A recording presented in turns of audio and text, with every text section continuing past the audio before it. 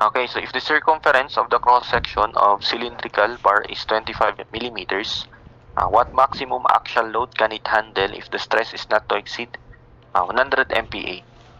So, ganun po ulit, no, engineers? Okay, so axial load. So, meaning, we have your simple stress.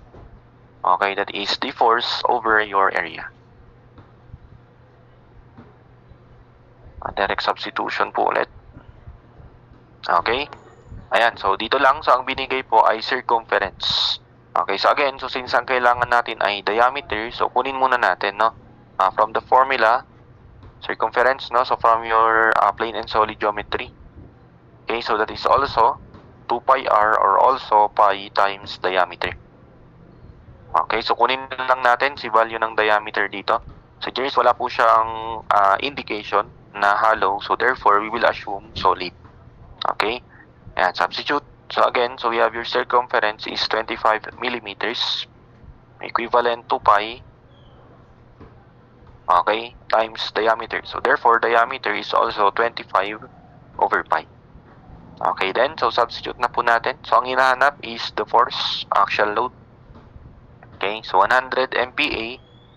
Okay, so gamitin ko na lang po ulit, no, engineers, yung direct conversion natin wherein 100 MPa is also 100 Newton per square mm. Okay, kung ayaw mo yan, so pwede mo rin gawin. So gawin mo siyang pascals ito. And then itong millimeters, convert that into meters. Okay, so parehas lang din po yung kalalabasan. Okay, so this is equivalent to your unknown force divided by area. So again, area is pi over 4. So multiplied by the square of the diameters, which is also 25 divided by pi. Okay, millimeters square. Okay, again, shift solve. Okay, so force now, so would be 100 times pi over 4. Okay, then times 25 over pi. Okay, then square. Okay, so yan. So I believe ilang beses naman na kayong nag-quiz, no? So nakuha nyo na yung technique. Naunahin yung mga madadali. Okay, so 4,973. Yung mga direct sub, no? So yung titignan mo lang yung problem or yung given, alam mo na kagad kung ano yung formula na gagamitin. Okay, so answer there is letter A. And then on your pre-boards, no? So doon mo makikita yung advantage ng magaling mag-memorize, okay? Sa ng objectives. Yan yung mga masisipag magbasa. Okay, kasi sa ESAS, ganun na rin po sa EE, so hindi enough yung magaling ka lang mag-solve. Okay, mas malaking advantage, no, yung madami kang alam na objectives. Okay, so that's number 11. So next one. Okay, let's proceed on number 12. So I think objective. Okay, so is the stress beyond which the material will not return to its original shape when unloaded but will retain a permanent deformation? Okay, will not return to its original shape. So that is elastic limit.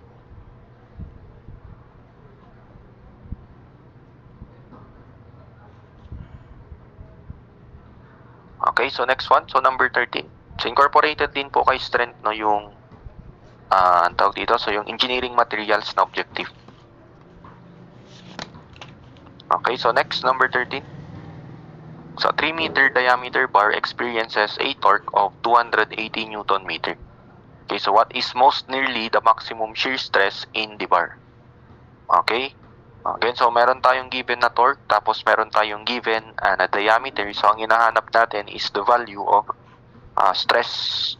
Okay, so pwede natin gamitin. Okay, so yung formula natin, yung torsional stress natin, di ba? Okay, the torsional stress. So since walang indication, again, engineers, na hollow, so we will assume solid. That is 16T. Okay, so divided by pi times the diameter raised to 3. Okay, again, substitute. So we have your torsional stress, that is the unknown. Okay, this is now equivalent to 16, so multiplied by the torque. So we have your 280 Newton meter. Okay, so then this is divided by pi. Okay, times the cube of your diameter. Direct substitution. So your torsional stress now would be 16 by 280. Okay, and then over pi, then over 3. Okay, so answer there is 52.82. Okay, so pascals, or that is also approximately 53. Okay, most nearly po ulit, no? So, kaya rounding off. Okay, so answer is your letter D.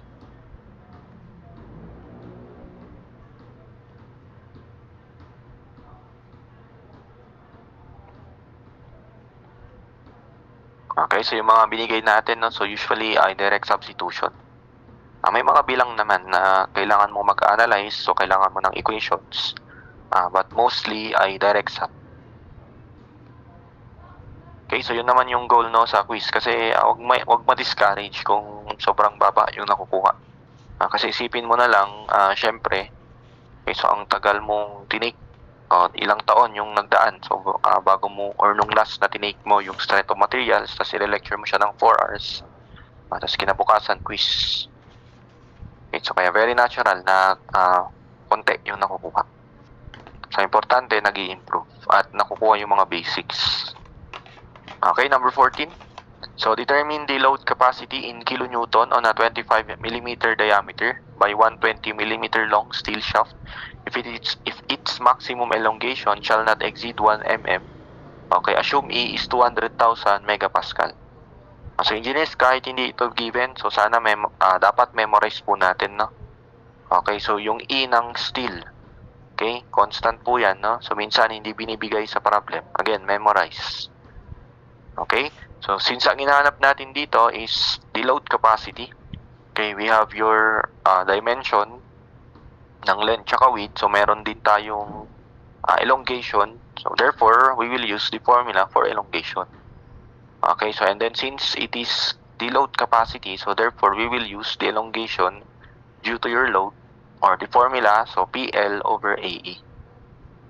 Okay, so kung walang given na P, okay, pero may stress ka, okay, know that the stress is also the load over your area. Ito, pwede mo yung palitan ng stress. Okay, in case wala sa problem.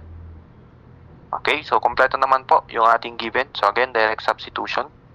Okay, so we have your 1 millimeter. So that is equivalent to, so unknown load. So unit analysis lang dito. And then multiplied by the length. So your length there is, sabi niya, so 25 mm diameter by 12 mm long. Okay, so therefore this is 1,200 millimeters. Okay, so nag-millimeters ako para mag-cancel dito. Okay, unit analysis din po, no? So wag basta maglalagay lang sa formula. Okay, area, okay, so 25 millimeter diameter, so therefore, okay, so we will use pi over 4 times diameter square. So again, engineers, so I'll use millimeters. Okay, so ibig sabihin, dapat lahat ng unit of length ko, millimeters. Okay, ganun din po dito, no? Okay, so sa ating E, so gagamitin ko ng millimeters. So this is also 200,000 Newton per square mm. Okay, so therefore this is 200,000 Newton per square millimeters. So again, so iba-iba po tayo sa conversion. Okay, kung mas nadadalian ka sa meters, go to meters. Okay, kung nadadalian ka sa millimeters, go to millimeters. Okay, isang importante, uniform units. Okay, so shift solve. So we have your pi over 4. Pares lang yung kakalabasan, no?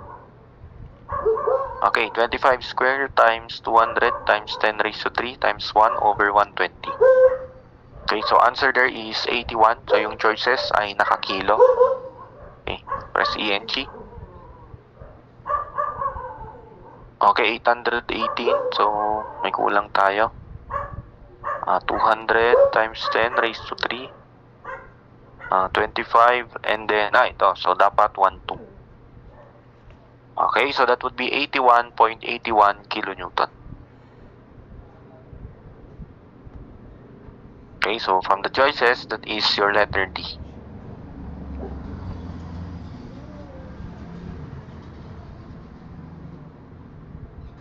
Okay, so that's number 14. And so kung napansin nyo, so puro short solutions. Direct substitutions, no? Okay, so next, numbers 15 and 16, so objectives. Okay, so number 15. So question is, so is the twisting of an object due to an applied torque? Na-discuss natin yan nung lecture. Okay, so when we say twisting, so that is torsional, no? So answer there is letter A, torsion. So centrifugal force, sa ano po yan, no? Sa curvilinear motion, doon sa mechanics. Okay. Number 16, so which of the materials have very high permeabilities? Okay, so permeability sa ano po yan? Sa dito sa EE. Okay, so yung property na mamamagnet. Okay, sa magnetics. Okay, answer there, so highest is ferromagnetic materials. Okay, define lang natin tong iba. So when we say paramagnetic, slightly greater. Okay, so sige, paramagnetics slightly. Okay, kasi doon sa Pinoy Bic, so meron yung ang sagot paramagnetics, meron yung isa ferromagnetics. Okay, so gawan lang natin ng keyword. Okay, so slightly greater ito. So slightly greater than that of free space. Sige, slightly greater na lang. So diamagnetic, sorry. Okay, diamagnetic, so that is slightly less naman ito. Okay, so slightly less than. Okay, para slightly greater than.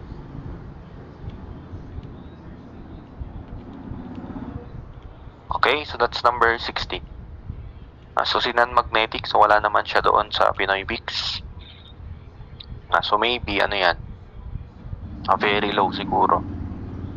So anyway, so yan na lang. So yung ating ferro, very high. So para is slightly greater and dia is slightly less.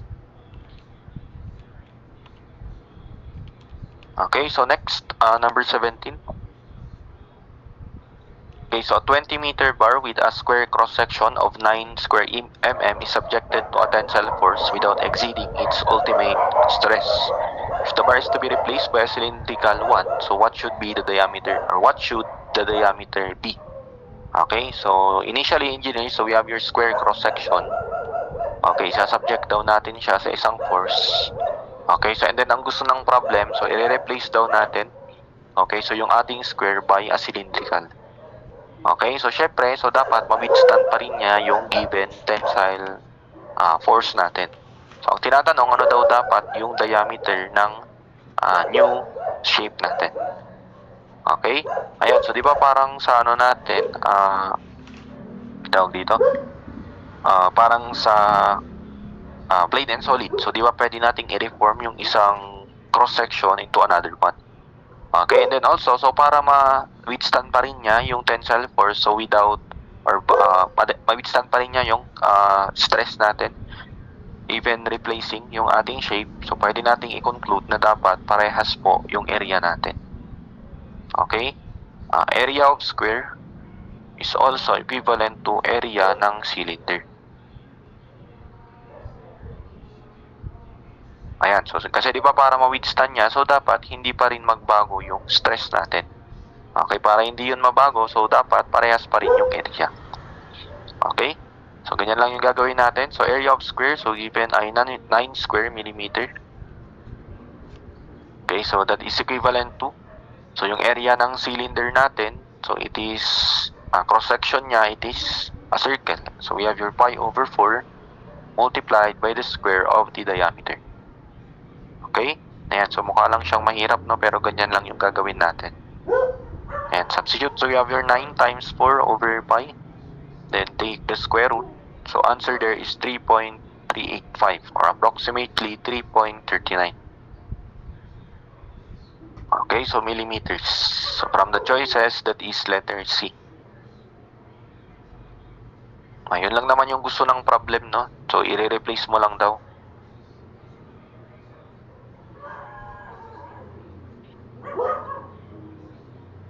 Okay, so that's number 17.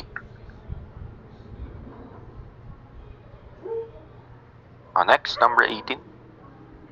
Sa simple beam, 8 meter long carries a concentrated load of 100 kilonewton at the midspan. So what is the maximum moment of the beam? Anong lecture? So na-discuss natin na hindi na tayo gagamit no, ng tawag dito. So shear and moment diagram kasi masyadong matagal. Okay, though kaya naman. So but for me, mas maganda na gamitin yung derived formula. Okay? Ayan, so when we say concentrated load, so again, nabanggit na natin. So from the word concentrated, so iisang point lang po, no?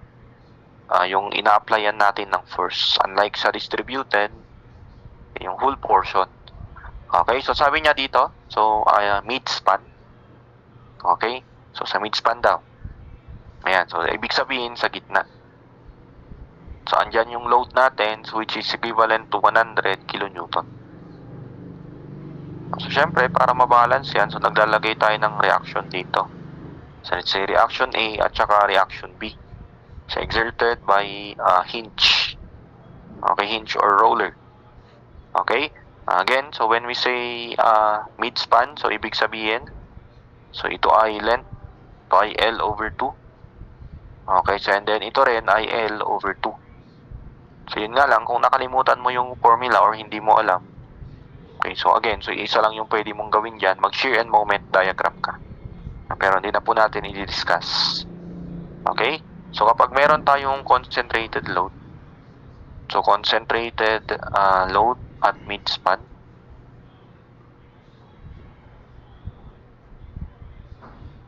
okay, so yung formula po natin, so we have the maximum moment. And so this is equivalent to PL divided by 4. So kung yung given naman ay kunwari yung naka-kilonewton per meter, so ang gamitin mo lang dito, yung given na yon and then L square. Okay, na-discuss na natin yan nung lecture. Okay, so this is equivalent to, so we have your load 100. Okay, given the length 8. Okay, and then divided by 4. So from that, so answer, so 100 times 8 divided by 4. Okay, so that is 200 kilonewton meter. So from the choices, letter D. Okay, so yung mga iba pang derived formulas, no, so ng ating maximum moment, so nasa 2001 book po yan. Sa page 3-10 at saka 3-12. Kung wala kang 2001 book, so pwede mo namang i-search sa internet. Okay, so derived maximum moment formula for concentrated and distributed loads.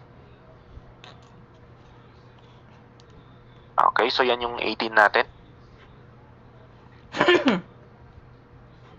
So anyway, so pag concentrated load, so madali lang naman yung i-shear and moment diagram. So ilang ano lang yan, force tatlo. So pag-aralan na lang, no? Or i-recall na lang. Okay, so para madami pa tayong masolve, so hindi ko na-explain. Okay, next, number 19. So what torque should be applied to the end of the hollow steel shaft 1 meter long having inside and outside diameter, okay, so hollow daw, of 30 mm and 50 mm respectively in order to produce a twist, okay, so of 1.5 degrees, use G is equivalent to 80 gigapascal for shear modulus of steel. Okay, so hollow shaft. Di ba pag shaft, so madami tayong formula dyan. So andyan yung torsional stress, andyan yung polar moment of inertia, andyan yung power, so andyan yung twisting angle, and so on. Okay, so dito, since may binigay po tayong twisting angle, okay, so gagamitin natin yung formula. Okay, so we have your formula, so theta R. So this is equivalent to, so we have your TL divided by JG. Okay, so meron pa yung isa, no, yung isang derive, yung ginamit natin yung lecture. Yung twice, yung ganyan yata yon. Okay, yung ganito, if I'm not mistaken. Okay, so yung 2 times torsional stress multiplied by length over outside diameter times G. Okay, pwede nyo rin po itong gamitin. No? So, depende po sa given. Dito naman, so hindi naman natin kailangan ng stress or hindi naman given. Therefore, I'll use this one. Take note, engineers, so ito po. pwede mo lang itong gamitin kapag circular yung cross-section area natin. Okay, pag hindi, so use some other formulas. So just like for square, meron tayong mga derived po doon. Okay, so anyway, so substitute. Let's inspect muna yung given. So we have your angle. Hinahanap ay torque. So meron tayong length. Meron tayong J makukuha, no? Then ganun din si G. So therefore, direct substitution. Okay, so we have your 1.5 and then times. Okay, so again, so base sa formula, dapat naka-radian. Okay, so convert natin. So in a pi radian, we have your 180 degrees. Okay, this is equivalent to the unknown torque. So yung choices, naka-Newton meter. So ang gagawin ko na lang, engineers, ay magbase po ako sa meters. If you want millimeters, use millimeters. Okay, so you have your torque and then multiplied by your length. Length is 1 meter. Okay, and then your polar moment of inertia. So take note, hollow po yan. So therefore, we will use pi over 32 multiplied by the outside raised to 4 and then the inside raised to 4. Okay, so outside diameter 50 millimeters again. So i-convert ko po ito sa meter. So I'll just divide 1,000. Okay, so meter raised to 4. Okay, ganun din sa ating inside diameter, so which is 30 divided by 1,000 meters raised to 4.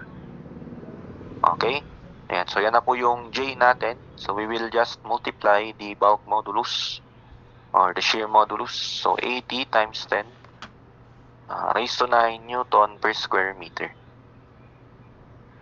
Okay, so yan na po yung sagot. So again, kung hindi ka sure, so sir, paano siya nagiging Newton meter? Paano siya nagiging Pascal? Okay, kung unsure ka sa ganong analysis, so ang isipin mo na lang, dapat parehas yung system. What do I mean by that? Kung SI yung isa, dapat SI lahat. Parang to. Meters, meters, meters, Newton, Newton. Okay, hindi pwedeng millimeter yung isa, tapos meter yung isa. Okay? Yan, so from that, malalaman mo na tama yung solution mo. Yan, so pi over 180, so it is equivalent to x divided by pi over 32. Okay, and then 50 over 1,000. So this is raised to 4. Then minus 30. Okay, so then this is also 1,000. So raised to 4. Okay, and then times 80 times 10 raised to 9. Okay, so sheet solve. So base tayo sa choices. Let's say 800. Okay, so your answer there would be 1,118.56. Okay, so again, sure tayo sa solution natin. Okay, so therefore, we will take the nearest answer, which is letter A.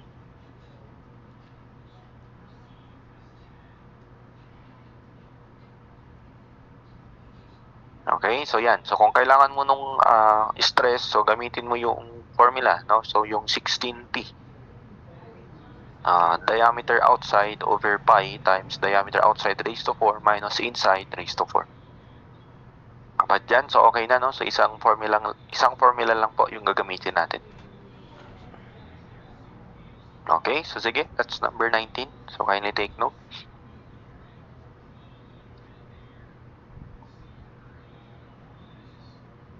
Okay, so next one, number 20, objective. So what do you call a polymer without additives and without blending with another polymer? Okay, so answer there is homo. And so homo polymer. 15 MPa. So what is the minimum thickness allowed if its inner radius is 7 mm, so containing gas with 20 Newton per square mm of your pressure. Okay, so we have a spherical vessel. So ito yung thin-walled pressurized vessel natin. Okay, pag meron tayong spherical vessel, so parehas lang yung tangential stress doon sa circumferential stress natin, no? So which is the formula, so pressure times diameter over 40. Okay, so the circumferential is also the tangential. Okay, but in the case ng cylindrical, so tandaan pag design, okay, so use syempre yung higher, okay, yung over 2T. Okay, so again, so pressure, diameter over 40. Okay, so tandaan mo na dapat mas malaki yung stress compared sa pressure. Siyempre, para ma-withstand niya, no? Okay. Ayan, so substitute lang natin yung given. Okay, so we have stress 17 megapascal. So kasi minsan hindi binabanggit kung nasaan yung pressure at nasaan yung stress. Okay, tandaan mo dapat mas mataas. Okay, so we have your 17 megapascal. Tensile stress of spherical vessel is limited to. Okay, so 17 MPa. Stress.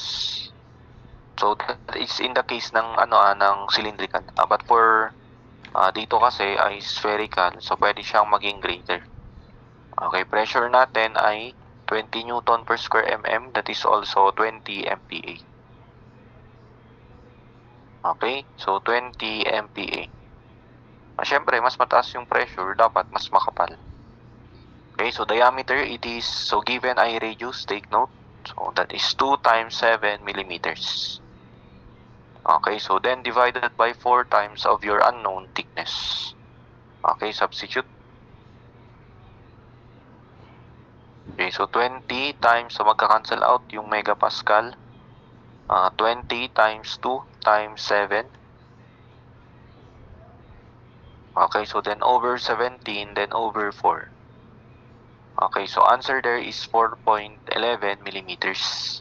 Or from the choices, 4.12. Okay, so letter B. Design kasi, no? So, ang gusto ng problem pala is ma-withstand niya yung 20 MPa. Kaya okay lang na greater. Kasi ang hinahanap natin, design. Okay, tandaan, so the higher the pressure, so syempre, mas makapal.